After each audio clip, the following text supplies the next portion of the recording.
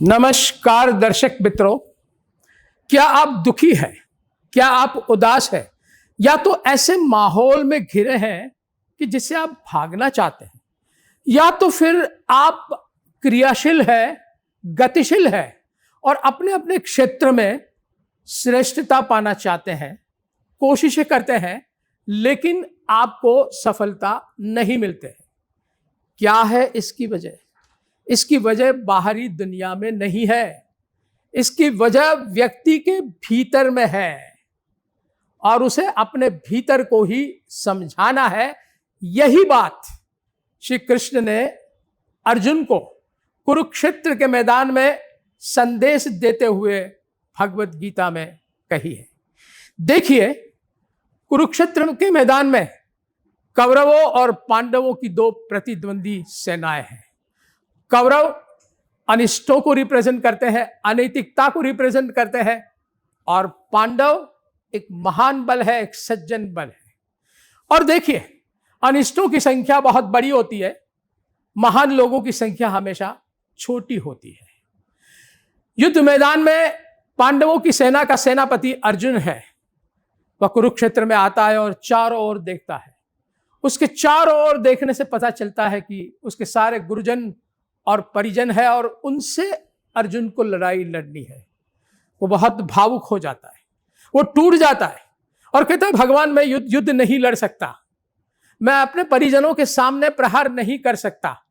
कैसे करूं मैं? मेरा मुंह सूख रहा है, मेरा पूरा शरीर कांप रहा है, मेरा गांडीव मेरे हाथ से छूट रहा है, मेरे रोंगटे खड़े हो गए हैं, मैं युद्ध करने के काबिल जरा भी नहीं हूं।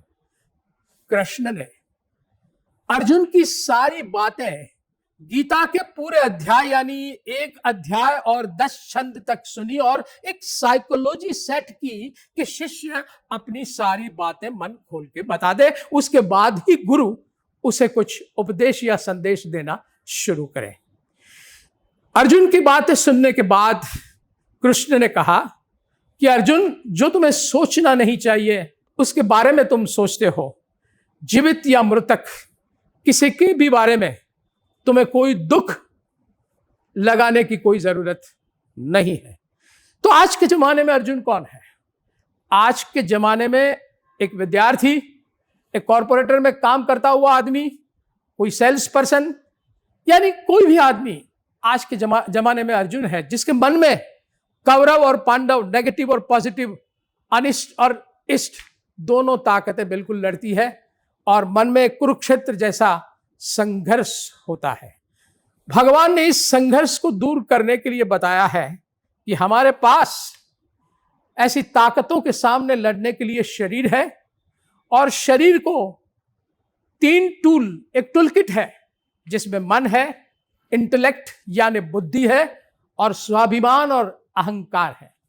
इससे हम ये कुरुक्षेत्र के, मन के कुरुक्षेत्र की लड़ाई लड़ सकते हैं। देखिए, भगवत गीता शांत वातावरण में नहीं बल्कि युद्ध के मैदान में दिया गया हुआ संदेश है। यानी गीता सिर्फ मुट्ठी भर लोगों के लिए नहीं है, ये गतिशील कर्म करने वाले सभी व्यक्तियों के लिए है।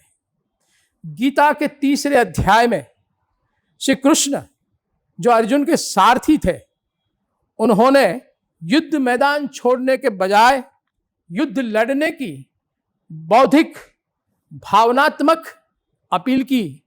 उतना ही नहीं, किस तरह से कार्यवाही की जाए ये तकनीक भी सिखाई, और आंतरिक बाधाएं जो मन में है उसे किस तरह से दूर किया जाए वो भी समझाया। देखिए, पांडवों की लड़ाई अनिष्ट तत्वों के सामने है, अपने स्वाभिमान के लिए है, अपना सर उठाकर जीने के लिए, और कौरवों की लड़ाई अपने घमंड के लिए है, सच्चाई का दमन करने के लिए है। यह स्वच्छंदता से भरी लड़ाई है, और स्वतंत्रता और स्वच्छंदता में भेद है।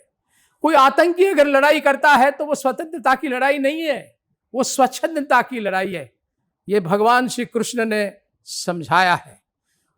तो चलो आओ, श्री कृष्ण से भगवत गीता का पूरा संदेश लेकर हम आतंकियों, घमंडियों, शकुनियों के सामने अपनी लड़ाई ऐसे लड़े कि जीवन के कुरुक्षेत्र में शक्तिशाली बन के उभरे, इतना ही नहीं विजयी बन के आगे आए। नमस्कार, हैप्पी जन्माष्टमी, जय हिंद।